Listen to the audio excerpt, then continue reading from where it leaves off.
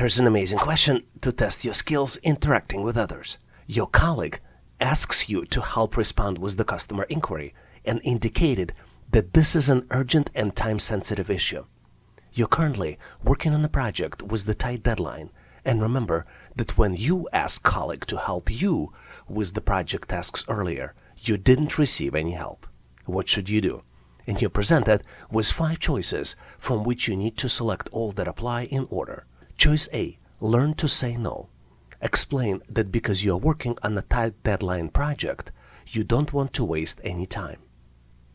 Choice B. Try to help as much as you can. Choice C. Have a conversation with your colleague after your project is completed. Choice D. Try to be respectful and understand another person's point of view. And last but not least is choice E. Escalate the issue to your manager. Take a close look to see what would you choose on the real test as an answers for yourself. And on my end, I am moving forward to share with you my version of the solution. And obviously, if you have a better way to solve it, please make sure to post your answer and rationale in comments. I believe that this question is about creating a positive environment at work. And this is more than anything an opportunity question. And the main reason is because there is no workplace rule which regulates this situation. So there is no single right or wrong answer, and you act voluntarily in this situation. But if you're intentional about creating positive work environment, there is no better way to do it than by building a good relationship with your colleagues. Here's the thought process. You spend a large time of your workday with your colleagues at work, and having great relationship in the workplace helps create a lot of positive energy and goodwill. One of the best ways to create friendships and goodwill at work is by helping others to solve their problems, sometimes without expecting anything in return. I would recommend 5 ways to create positive work environment. Number 1, lead by example and sincerely try to help others at work. Number 2, be willing to do things that fall outside of your job description. Number 3, provide energy to colleagues around you by encouraging and supporting them. Number 4, assume positive intentions and trust your colleagues. And last but not least, number 5, take pride in the company vision and do what is best for the company and clients. Let's see how those principles can be used to answer this question. Let's first look at essential traits. The key essential traits tested in this question are taking initiative, team orientation, developing your colleagues, as well as leading by examples. There are also 4 red flags that can be pointed based on your answers. They are defensiveness, lack of goodwill, unnecessary escalation, and creating a drama in the workplace. Based on this, the least recommended answers in order would be choices A and E. Choice A, learn to say no. Explain that because you're working on a tight deadline project, you cannot waste any time. If you think of helping others as wasting your time, you will not get any positive emotions in their mind, and you will not get any brownie points from them. Choice E, escalating the issue with your manager, will show that instead of building relationships at work, you're more interested in creating drama in the workplace. Based on this, I recommend choices B, C, and D. You always have an opportunity to show goodwill and take a first step to build a good relationship. And there's no better way to build friendships and create positive work environment than by leading by example and helping others to solve their problems, sometimes doing it without expecting anything in return. At the same time, you don't want to be burned out, and it is always helpful to have a conversation few days after completing the tasks to learn more about your colleagues' work style and to better understand their position. Based on this, my recommended answers are in order. Choice B, try to help as much as you can.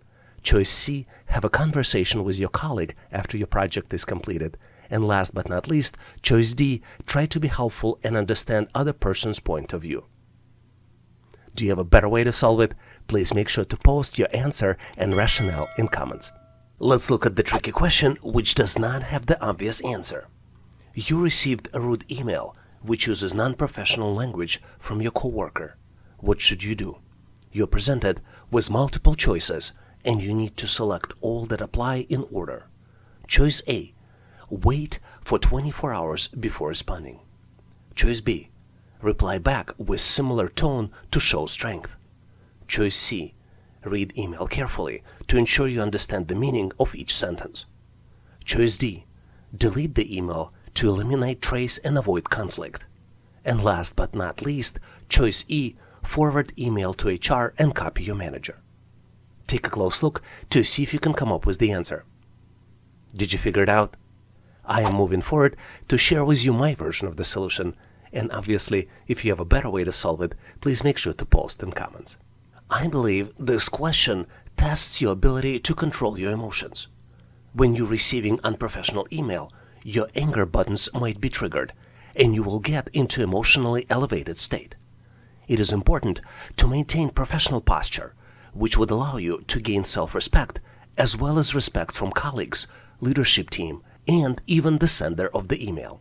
Once email is sent, it's impossible to unsend it, and this is the lesson you need to learn for yourself. Because of that, it is typically a good idea to wait before you respond, and use this time to learn more about the original message, try to understand sender's intentions, and also try to calm down yourself. Here are some steps on how you can respond to unprofessionally written email. You give another person benefit of the doubt. Reread the original message, analyze it to make sure there is no misunderstanding. Step number 2. Try to calm down by doing other activities and ideally waiting overnight. This way your emotions will no longer be elevated when you're sending the response. As a step 3, you can try to write multiple versions of the response without sending, compare them, and select the best response. And last but not least, in step 4, you need to try to stick to professional tone and language in your answer. Here are some of the essential traits assessed in this question. You can pinpoint self-control, patience, thoughtfulness, and giving others benefit of the doubt. Some of the red flags this question can also pinpoint is impulsiveness, which means acting without thinking, as well as using of unprofessional language. Based on this, the least recommended answers in order are choices B, D, and E. Choice B would be replying back with similar tone to show strength. In choice D, you would delete the email to eliminate the trace and avoid conflict. And last but not least, choice E, forwarding email to HR and copying your manager. Based on this, the recommended answers in order would be choices C and A. Responding to rude email in professional way helps you practice patience, enhance your customer service skills, and try to gain self-respect as well as respect from others. It is also an opportunity for you to better understand others and grow as a person. Taking accountability and responding yourself to the message also helps you deal with the issues directly and avoid unnecessarily escalations to HR and to your manager. So my recommended answers here are choice C, read email carefully to ensure you understand the meaning of each sentence, and choice A, wait for 24 hours before responding, would be my most recommended answers. Do you have a better way to solve this challenge? Please make sure to post your answers and rationale in comments.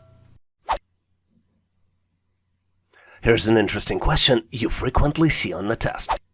Manager called you into her office and shared with you the complaint she received about you browsing non-business related sites in the workplace. You did use company's equipment to download some materials from the internet recently. What will you do next? And you need to select all that apply in order. Choice A, I would ask manager to provide evidence and learn more about who filed the complaint. Choice B, I will explain what I did and what I was looking for. Choice C, I would apologize. Choice D, I would take responsibility for my actions. Take a close look, maybe pause this video for 10 to 15 seconds to see if you can come up with the solution. Ready or not, I am moving forward to share with you my version, and obviously, if you have a better way to solve it, please make sure to post in comments. What's interesting about this question is that this particular one doesn't have a single obvious answer. There are multiple complex aspects that are tested in this question. And even though there is no obvious answer to this challenge, the solution might be guided based on the listed considerations. Let's look at each one of them. The first one is that organizations monitor computer use and corporate network activities. Companies have full legal right to monitor email as well as the sites employees go to. companies discourage personal use of the computers by employees for many different reasons. And there are special policies on accessing inappropriate content using companies' equipment. The tricky part of this question is that this particular one tests candidates' knowledge and understanding of these policies, and more importantly, how candidate would behave under the circumstances. Let's look at the personal use of the business equipment first. Companies typically provide computers for use to their employees, but there are a lot of challenges with personal use of the business equipment. There are also consequences for using it to conduct inappropriate business activities. So, what are the typical personal uses of companies' computers? We can list 5 main categories: make online purchases, send personal email, playing games on company's computer, downloading non-work related materials, and downloading and installing non-work related software. There are typically special policies for inappropriate content on business computers. Inappropriate or unauthorized content can be grouped into 5 main categories. Number 1, content promoting hate based on race, religion, disability, sexual preference, and etc. Content promoting violent extremism, sexually explicit content, real or simulated violence, as well as, last but not least, pirated software, which is the software you don't have legal license for. This question is very challenging because there's no one certain answer, but there are some important considerations if you look at the question definition. Number 1, there is certainly a possibility for mistake and misunderstanding here, but if manager called employee for a discussion, there was probably enough evidence of wrongdoing that has been collected. Number 2, since organizations own the equipment and network access, company has full legal right to monitor the employee.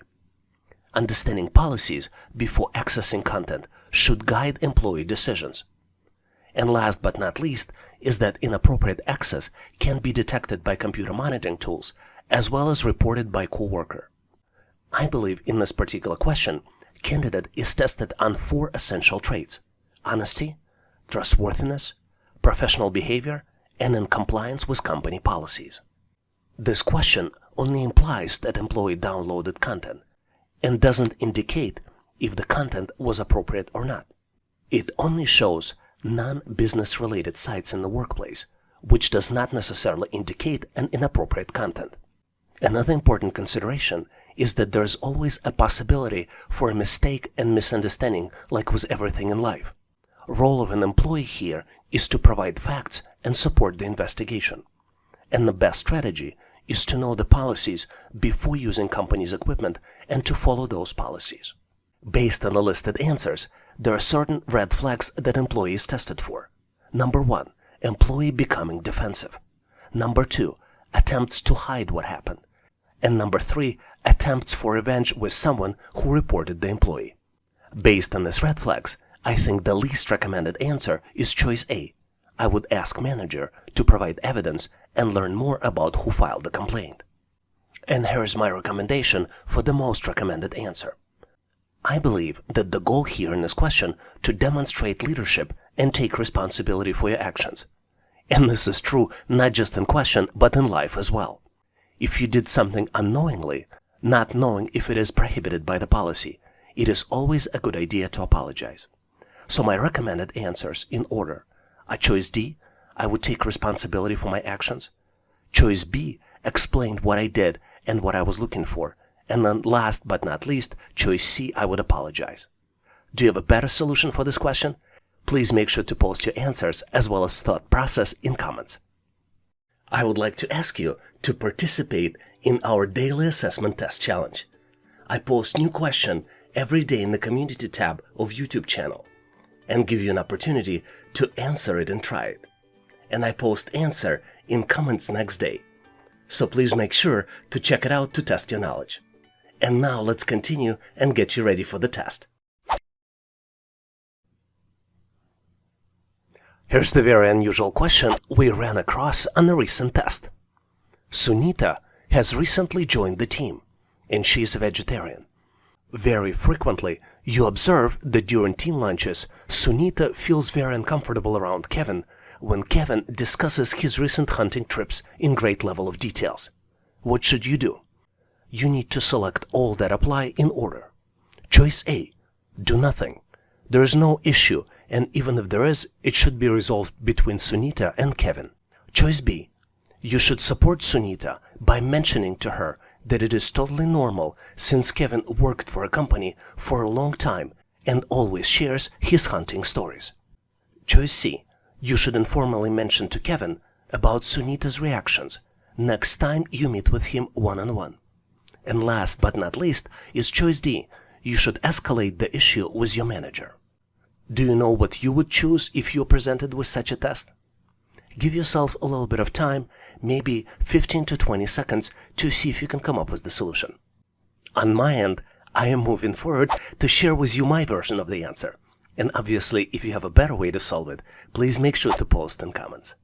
What is interesting about this question is that it's not about Sunita and Kevin, but rather this is the question about you and how you would behave in this particular situation. Another important factor is that there is no legal or professional requirement on how to behave in this particular situation, because you always have choices. But this question is designed to analyze your values, and depending upon your values and moral beliefs, you can either play a role of bystander or take actions and try to help. Let's look at the key considerations on how to approach this question. The key questions I would ask is, what would caring leader do in this particular situation? Would leader just observe the issue on the sidelines? Or would a leader take actions and try to interact with the team members to create more positive, safe, friendly, and sympathetic work environment? To create a healthy and productive workplace, it is extremely important to create a community at work. A modern view of the effective work environment highlights creation of the community at the workplace. Creation of the community invites deeper level of belongings for the members and helps improve the engagement, improve commitment, and productivity in the workplace. Let's look at the 5 key elements on how you can create a community at the workplace. Number 1, you should focus on developing the culture of inclusion. You also should understand and appreciate the diversity and try to engage different people with different viewpoints into your team. You should also strengthen team bonds, promote team building, and one of the good ways to do it is complete joint activities together. For example, you can eat lunch, socialize at work and or after work, and do other joint activities. What's important to understand is that diversity and inclusion is more than just a policy at the workplace. The population is rapidly changing, and people employed in the organization are changing with this. The population of people employed in organizations is changing, and people with different backgrounds enter the workforce. The key benefit of having diversity and inclusion is that equitable employees outpace their competitors by respecting unique needs and variety of perspectives of all team members. The benefits of diversity and inclusion can be summarized by higher productivity at work, increased employee engagement and trust, new perspectives and innovation, better decision-making inside and outside of the organization, and stronger business results and profits. Understanding all of these aspects help us understand the traits tested on this test. The essential traits are doing the right thing and taking action as a leader, understanding cultural differences, as well as sincere appreciation of the diversity. Let's analyze key choices and considerations when answering the question. You're presented with the choice to be a bystander and do nothing, but you also can do a right thing as a leader even though it might be uncomfortable. You can also try to maintain the status quo and just calm down Sunita by telling her that it is okay since it always was like that. You can also behave as a true leader and show true appreciation of diversity and inclusion benefits. You can take uncomfortable step and grow as a leader yourself, which would help attract and keep the pipeline of talented team members into the organization. So what are the red flags that this question helps to uncover? Number 1 is it helps uncover people that try to maintain status quo versus being a change agent. It also helps detect people that are uncomfortable in promoting the change. You can also detect people that are being afraid of conflict that is required for the change. And also you can eliminate people that have lack of understanding of diversity and inclusion principles. Let's look at considerations for the internal compass of the person answering the question. It is almost effortless to take the easy route and behave in politically correct way, but you can also take a lead and do the right thing. The true leader always goes with what heart is telling her and him and does the right thing. In addition, by mentioning to Sunita that she should get used to it because it is always the way it was, you will not be able to comfort her, since she most likely will continue to be uncomfortable. Leaders often play a role of the change agent in the organization and are not afraid of the conflict that might be required for a change. Based on this analysis, I think the choices to avoid are choices A, B, and D. Choice A, do nothing. There is no issue, and even if there is, it should be resolved between Sunita and Kevin. Choice B, you should support Sunita and mention to her that it is totally normal since Kevin worked for a company for a long time and always shared his stories. And last but not least choice to avoid is choice D. You should escalate the issue with your manager. I know you might disagree, but I am of the opinion that there is nothing here in this situation that might require manager engagement. Based on this analysis, I think that the recommended answer here is choice C. The goal of every organization is to create a safe, positive, and caring work environment where team members feel comfortable, enjoy working together, and have opportunity to reach their full potential.